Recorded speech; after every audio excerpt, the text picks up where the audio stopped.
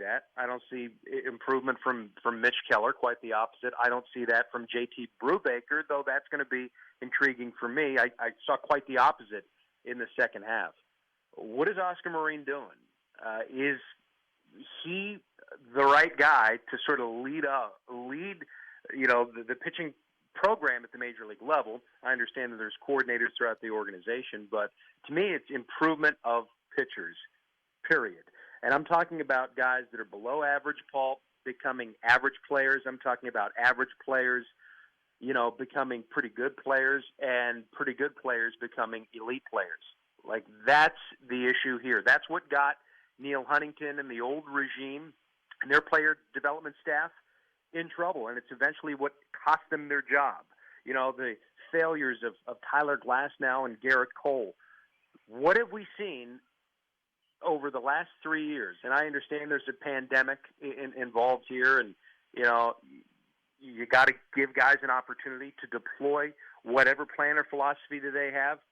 But I don't see anything that blows my socks off at all that says that, man, these are the guys. This is the philosophy that we can hang our hat on. Now, I can be completely wrong, and maybe I have not been around it. Obviously, the pandemic has sort of prevented a lot of that for us to get the information that we have in years past. But where are the success stories? I don't see any through the first couple of years. Well, now this is year 3. This is where rubber hits the road, to use the old cliche, and we're going to find out. So that's what I'm looking forward to. Say what you want about Reynolds, Hayes, or any of the position players, or any of Cruz. So many exciting position players. It all starts and ends with pitching. Where is the pitching progression?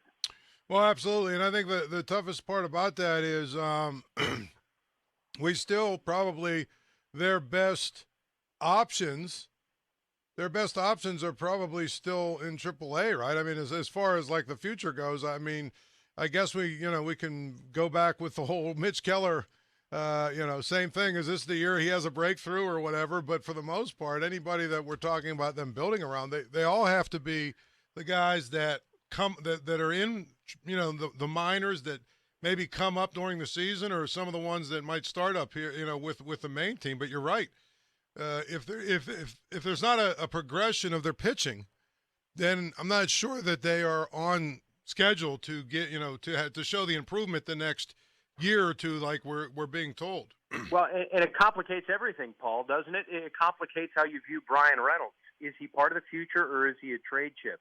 It complicates how you go into any negotiations with some of your young position players, because it's all predicated on your timeline, right? Do we believe that we can be competitive with Brian Reynolds on our roster, yes or no? And that is going to determine whether or not that you have the investment. If you don't have your pitching up to par with some of your cornerstone position players, well, then it changes your entire stance on everything that you do, not only from a competitive standpoint, but from a business standpoint. And Paul, when I say pitching progression or just the pitching plan, it's not like all predicated on Roansy Contreras, right, being the savior, which, of course, he is one of those guys that you're really excited about. I want to see, like, improvement from guys like Dwayne Underwood, Bryce Wilson, some of the tertiary guys that they've acquired that are back into the rotation guys. When I talk about taking below-average players or some of these waiver claims, I want to see some success stories, some scrap heap guys actually become serviceable, that could all collectively move the needle and push the boulder, because it takes more than 3 or 4, top-tier guys to make an organization successful. If you look back at any success that the Pirates have had, it was guys like John Mark Gomez stepping up. It was guys like Brandon Compton stepping up in 2013, 2014, where they pull 5 innings out of thin air.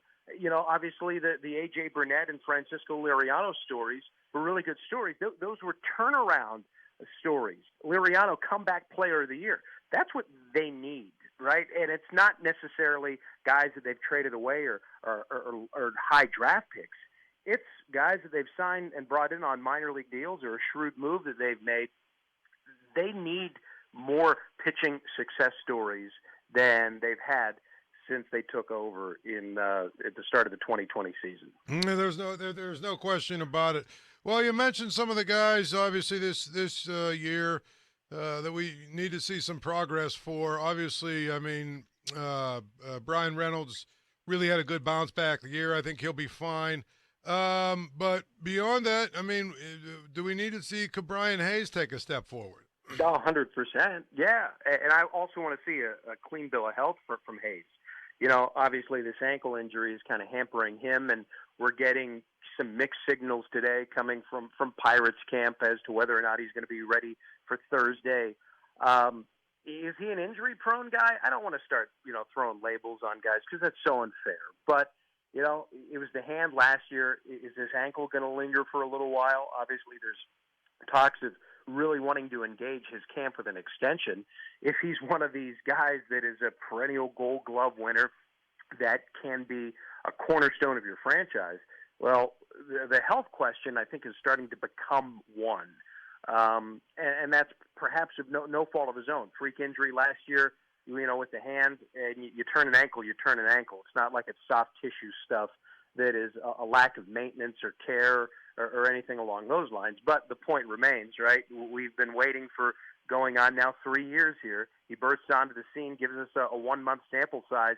We're all excited, and it's been, injury issue, and a lot of roadblocks that have kind of prevented him from being the guy that the Pirates need him to be. So I'm curious as to see where this ankle thing goes, considering how wishy-washy the news out of camp was earlier today.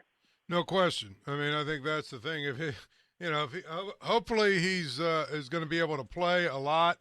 But I think one of the things about it is if he's misses significant time, then you start to worry about it, especially given the news that they're apparently trying to work on a long-term deal with him. Yeah, and I don't want to sound alarms or anything along those lines or be overly sensationalistic about it, but it's you had to wait all of 21, right, to see what you had here as he battled through injury. Now there's another issue, and it's it's just another thing right now. But hopefully it comes through, and it's just a moot point, and by mid-April or late April, he's able to get on the other side of it, and he does hit the ground running. So, yeah, man, it's a lot of question marks surrounding the team, and of course, a guy like Hayes, which all kind of centers around he and Reynolds. What are your what are your expectations for Diego Castillo? Is he a sort of a one of these guys that comes out and just has a really big spring?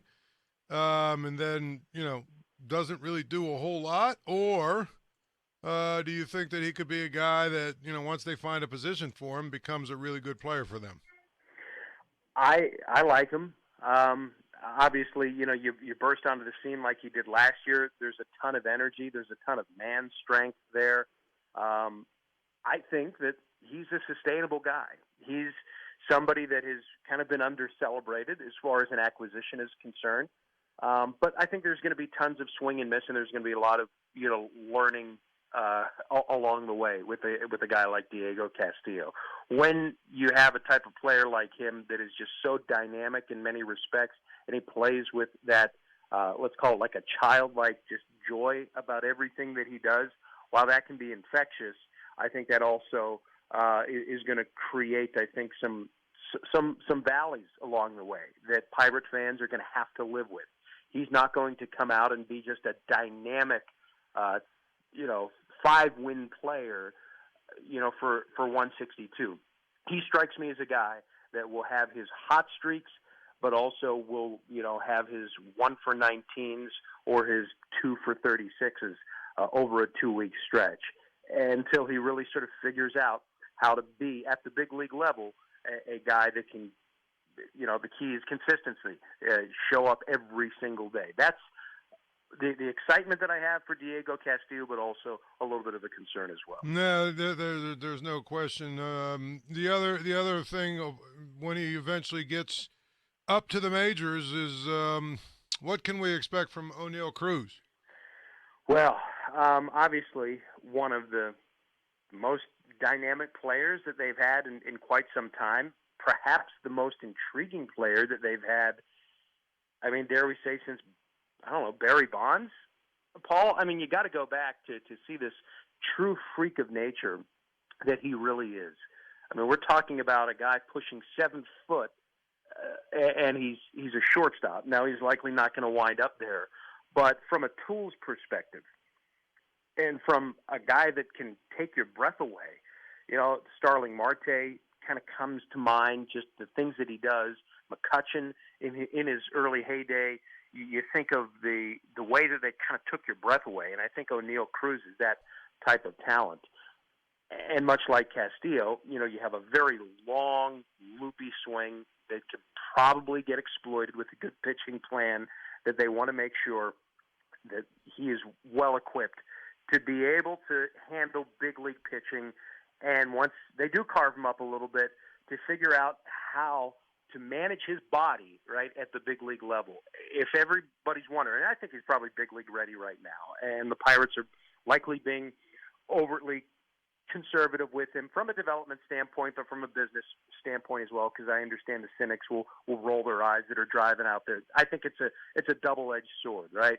But I do think that he is a guy, young and raw, much like Castillo, but from Castillo's standpoint, much lesser so, that he could really get carved up here with a good pitching plan. When he runs into it, when mistakes are made at this level, trust me, he's going to hit them, and he's going to hit them, 110 miles an hour plus.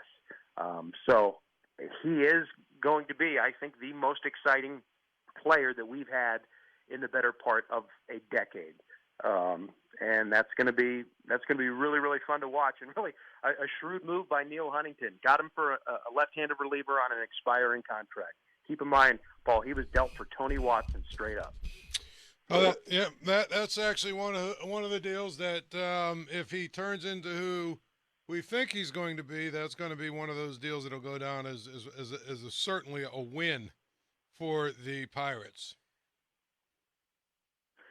I would agree. And unfortunately, there haven't been many, at least that we could tell yet, victories, trades where you absolutely feel that the Pirates won. And, a lot what Ben Cherington has done has a long tail on it, and we're not going to be able to evaluate those truly for the next probably 2 years or so.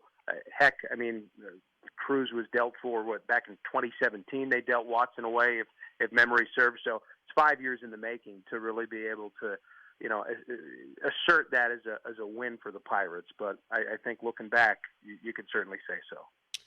Absolutely. Well, Dan, I appreciate you jumping on. I'm sure we'll do it many times this year. And you know what? It's another baseball season, so all of you out there will be hearing Dan's voice quite often on these very airwaves.